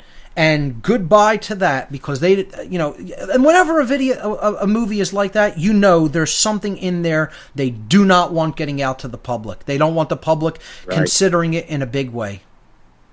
Right. And that's funny that you mention a movie like that, because I just finished watching the 1997 film Island of Dr. Moreau. Oh, yeah, that's a great one. Right there also. And that goes to show that's humans in this day and age messing around with DNA and splicing with other animals. What's not to say that thousands of years ago that wasn't done by a more advanced civilization to us, and then it's scattered around through quote unquote history and what's called Greek mythology with the Minotaur, whatever, those men with horse bodies, and it's like, well, that's a nice story, but hey, you never know. Sure. I would suggest that is an allegory of what happened in the ancient past, and we are all living on the island of Dr. Moreau. That's exactly what... the Dr. Moreau is the Enki character in the Sumerian creation epics. That's it right there. Wow. Hey, real quick also, you were mentioning about people trying to get this workout and everything, and how a lot of this information is already out there. Sure. And I jotted down a quick note here that the information is coming out because the ones who are putting it out know that folks are too far behind to know what to do with that information. Basically, they lack the trivium. So the grammar is there, but they don't have the logic for processing it. Yes, and then that is correct. Because they have so many logical fallacies in their mind that they cannot sequentially process that information to arrive at an accurate understanding of it. That is absolutely correct, Ivan. You pinpointed it on the head. So they don't even care. The grammar could be all out there, and people are just, dismiss that. This conflicts with my belief system, so throw it out. We're not going to even bother to take that in and process it. Nothing. Right. That's exactly how their mind control works. Mm-hmm. And another quick note I wrote down here, you were talking about lazy, and I wrote down there, lazy to sit. This was my personal experience with the last time I tried to show your natural law seminar. Lazy to sit and watch 9 hours of natural law, but will work 12 hours for money. You got it. Yeah. And then, well, hey, that's the God of this world, And like I say, if a piece of paper is a species god, they belong in a cage. As harsh as that may sound, can I tell people who their God is a piece of paper that they really, truly, truly deserve freedom? I can't even really make that statement myself. I think the people who don't accept that as their God deserve freedom. And unfortunately, these mental midgets, out there who do accept a piece of paper as their God, all right, are holding us all back. Because the evolution of a species is what is happening. It's not just an individual person evolving like these New Agers believe. You're in the same scenario and mess that all these other ignoramuses are in. Ivan, stay with us and I'll let you finish up on the other side of this break. You're listening to What on Earth is Happening. We'll be right back, folks. I've got one more silver dollar.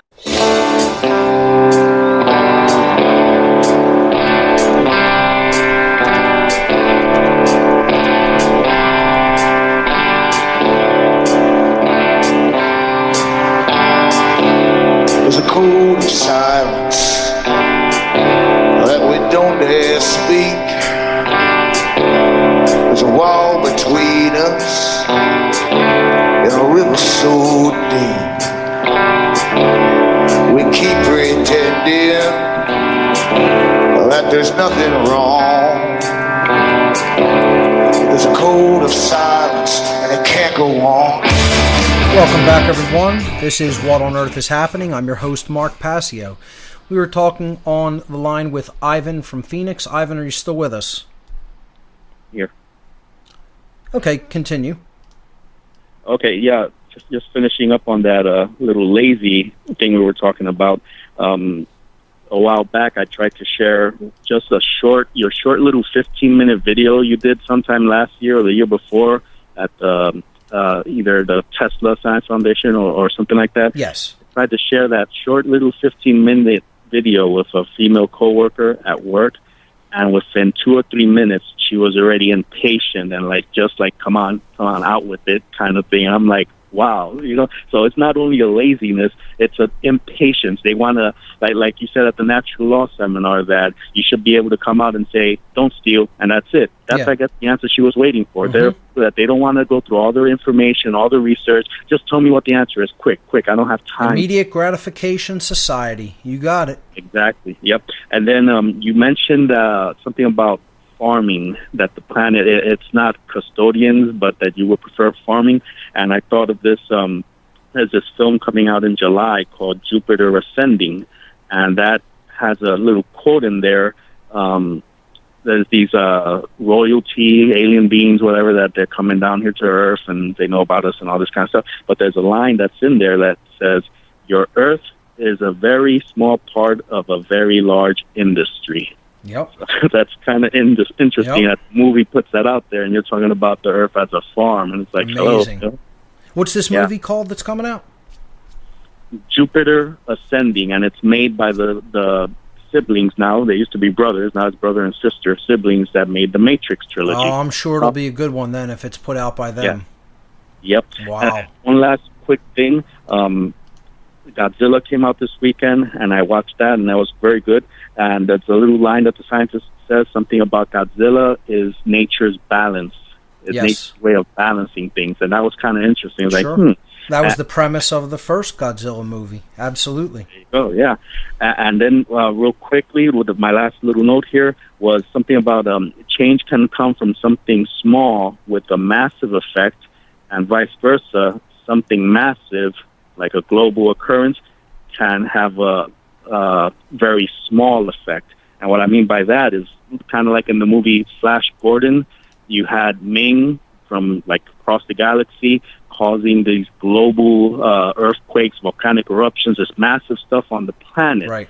And I'm thinking those huge events, that huge event, all that needs to do is just trigger that little fear mechanism in our consciousness, in our subconscious, and that little drop in the pond right there, and that right there just throws everything else off of whack. Yep. Trauma works in a very funny way, and humanity has been traumatized by many different events in our past, not the least of which are the way that we were actually created.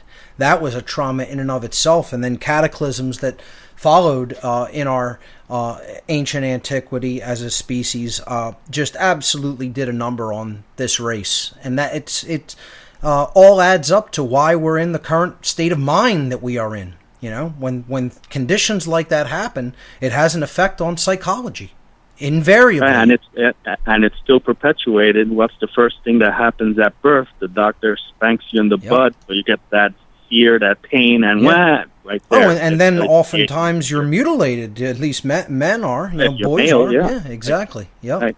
Yep. Ivan, always a pleasure. Always great insights whenever you call in. So thank you so much, my friend. Keep at it. Keep up the great work. You're doing great work as well, my friend. So keep it up. Sometimes it doesn't feel like it. And since you said that, let me plug my website real quick. Sure. Absolutely. freeyourmindaz.com. So that's freeyourmindaz as in Arizona.com. And I know I'm not, as I said this before, as linguistically skilled as you are, and I try. I did those 4 podcasts and put them out there, but I got to give it to you, Mark. You do this week after week after week, and the work it takes to do the research and put this together and put it out there and keep going is like, my goodness, I was struggling just to do those four. It is taxing sometimes. I won't lie and just tell people, oh, it's the easiest thing in the world, because it isn't. It's taxing. I feel drained a lot of the time. I feel tired. But I'm going to keep pressing forward and keep doing what I can. And don't sell yourself short. You're an eloquent speaker yourself, and you did a great job on that and on your site. And everybody should check out Ivan's site, freeyourmindaz.com. And that's an example. You know, we have a bunch of people doing something like that, putting out videos and articles and, you know, podcasts. It will make a difference in the aggregate sense. You know, that's what we need. Get involved. Do the great work. And you're an example for people, Ivan, so thank you. Well, thank you, Mark. You were my spark plug, so. I appreciate that. You have a good night, all right, my friend. Take care. Take care. You too. All right. All right. Great to hear from Ivan in Phoenix. Let's, just briefly, too, before we take the next caller, I just wanted to give my take on why I did not give the ticket to the gentleman who called in last week and got the steps of the trivium correct: grammar, logic, and rhetoric. Of course, I could have also accepted knowledge, understanding, and wisdom. I would have even accepted the computer analogy: input, processing, and output. Those are kind of the three ways that the trivium has been described. One is a modern interpretation, the grammar, logic, rhetoric. One is an ancient interpretation, knowledge, understanding, and wisdom. And one is a computer allegorical interpretation, input, processing, output. Where I did not give it to the caller from last week was because he reversed two of the steps or the subjects of the quadrivium: arithmetic, geometry, music, and astronomy. And his ordering was arithmetic, music, geometry, and astronomy, and therefore I did not give him the ticket.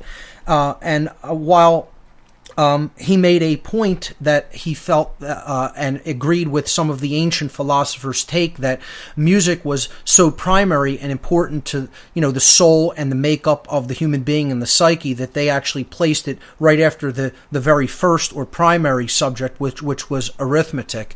I didn't accept that as the answer because I personally don't agree with that interpretation, even though it is true what he was saying, that many ancient schools of thought did have those reversed. I mean, some ancient schools of thought reversed the steps of the trivium, which I think is a very dangerous thing to do personally, but they did in certain schools teach the quadrivium in a different ordering, which I personally don't find to be valid or something that is going to do justice to the entire subject matter of the quadrivium. And I'll explain my take on this very briefly. You have arithmetic, which is pure quantization, quantity, measurement, okay? Then you're going to have to study form. Music always follows form. Okay, it is a movement of form. So geometry, the study of form, has to come first before a flow of form in the form of music. And then astronomy is like the music of the heavens, the music of the galaxies and the creator of the universe, etc. Okay, so that's the sequential progression and the reason for it, and the reason I did not accept the answer with music second and geometry third. So I felt it was only fair to briefly explain why I did not accept that answer for the gentleman who called in last week, although he made a good case for why he felt that was a valid sequence. I gave it to Patty, who gave the correct ordering of arithmetic, geometry, music, and astronomy. So congratulations to Patty again for winning of that fourth and final ticket. Let's go back to the phones. Let's see. Who else do we have on the line? Let's hear from Russ in Minnesota. Russ in Minnesota, you're live on What on Earth is Happening. Welcome. Hello, Russ, are you there? I don't think he's responding. Okay, Russ has dropped from the line, so let's move on to John in Washington. John, you're live on What on Earth is Happening. What do you have for us this evening? Hello? Yes. Hi. How are you doing? Hi, Mark. I'm doing great. I just want to say that I love you. I appreciate that. I do. I love who you are, and the work that you're doing, you've made such an impact on my life. And I have to say, also, in my girlfriend's wife, Patty, who won the ticket earlier tonight, she's my girlfriend. Great. So we're great fans of what you're doing and your work. And, hey, John, hold on through this break. I'll let you continue on the other side. Ladies and gentlemen, stay with us. Last segment coming right at you. It's coming to crawl. Death and darkness are rushing forward to take a bite from the world.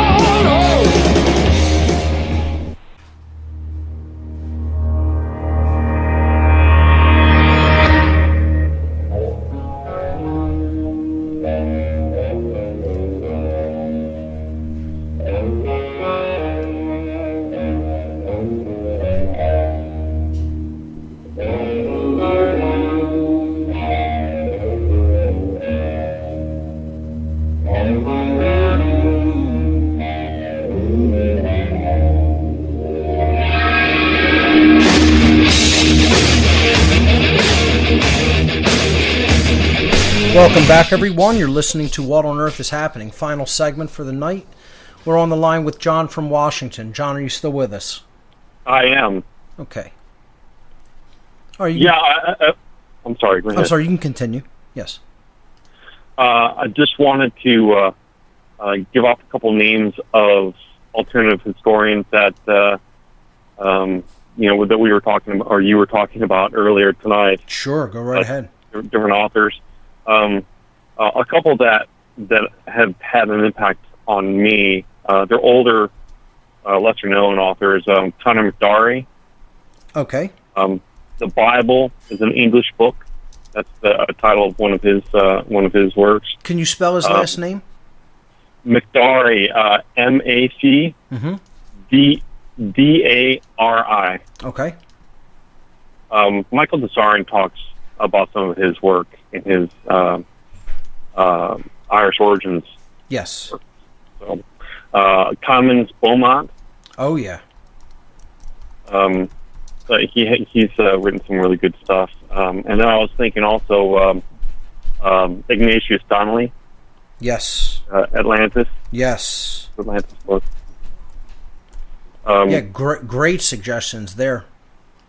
I'm familiar with Ignatius Donnelly. I've heard of some of Thomas Beaumont's work. I haven't really read much of it, but I'm not very familiar with Connor McDowry. I do know that Michael Tessarion references him, though.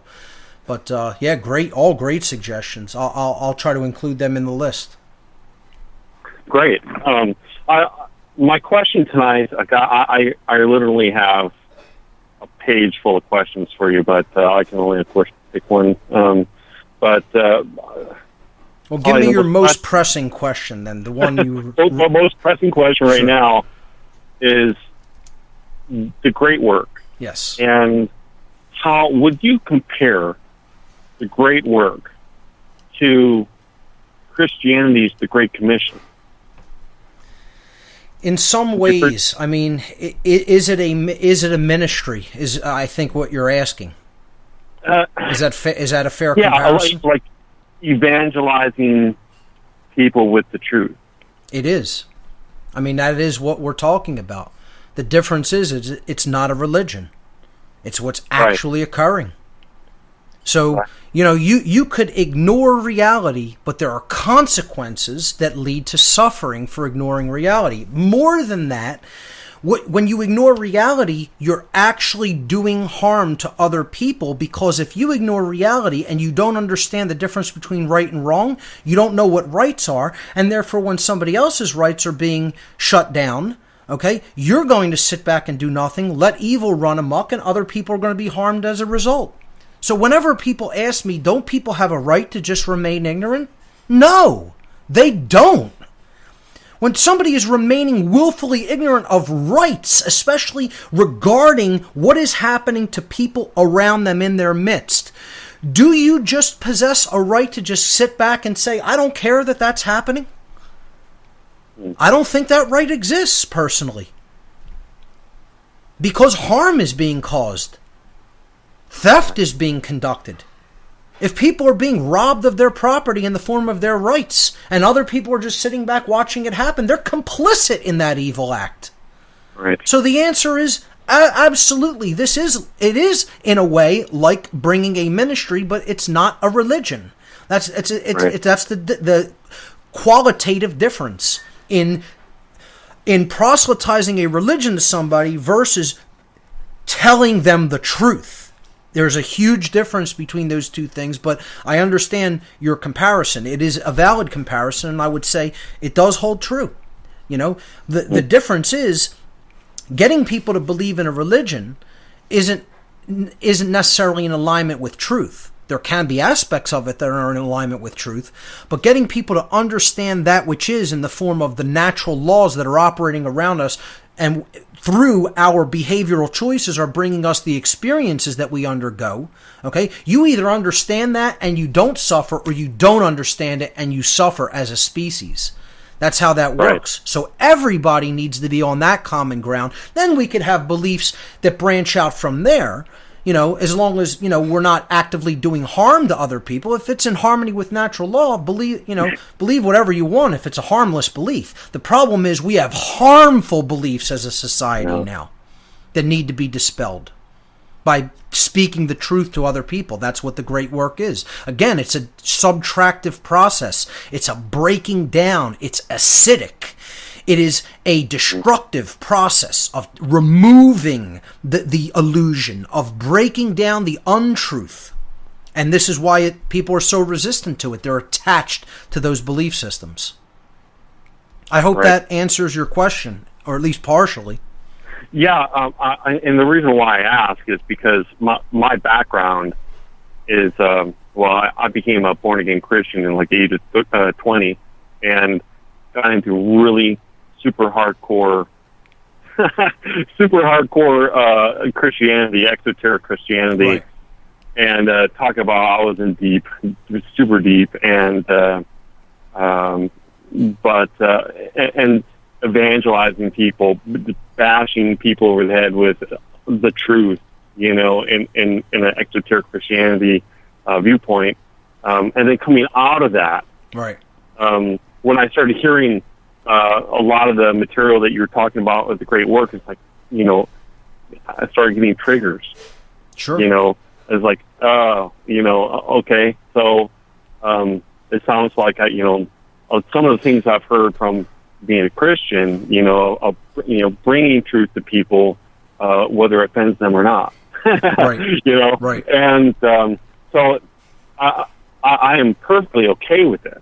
You know, I just wanted to make sure I was understanding you clearly. Yeah, here's where it differs, okay? They're not talking about real, actual, in nature, objective morality. That's where the true great work is different than any religion. Because if you find me a religion that's talking about the points of ownership and property and the actual objective difference between right and wrong, and laying that out, that distinction out, like I have in my natural law seminar, and by people who have truly understood and discovered for themselves the non-aggression principle, I'd like to know where those religionists are, because I've never met them in my life. I've never encountered them ever. Yeah. The religionists that I know do not understand natural law deeply, in any kind of a deep way. They can touch on it. They can hit on some of its points, but could they really lay it out and describe it accurately? And do I feel they have any of them have a deep understanding of it? No, absolutely not. I wish I could say that they did. I have no problem with anybody's religious belief system as long as the foundation is natural law. The foundation is absolute moral understanding. Whatever your belief that follows that, it's fine by me. I don't care whether you're a Muslim, a Hindu, a Buddhist, a Jew, a Christian. It's all just, meaningless distinctions as far as I'm concerned. If you understand the non-aggression, sacred feminine non-aggression principle combined with the sacred masculine principle of self-defense, in other words, do no harm but take no crap from other people, okay? Then whatever your belief systems are after that, I'm probably going to be fine with, as long as we start with that common ground, which is why it's called conscience, common sense. And unfortunately, many, just like many scientism believers don't have real common sense, many religionists don't have real common sense. And again, I realize, I get that offends almost everybody in the world. So be it. The truth is belligerent and offensive to most people because most people are not resonating in the truth at all whatsoever, unfortunately. So I hope that clarifies my position on what I call the great work. I hope that's answered your question. And in any event, that's all the time we have for this edition of What on Earth is Happening, ladies and gentlemen. Thanks so much for listening. And remember, there's only 2 mistakes one can ever make on the path to truth: not starting and not going all the way. We'll see you right here next week.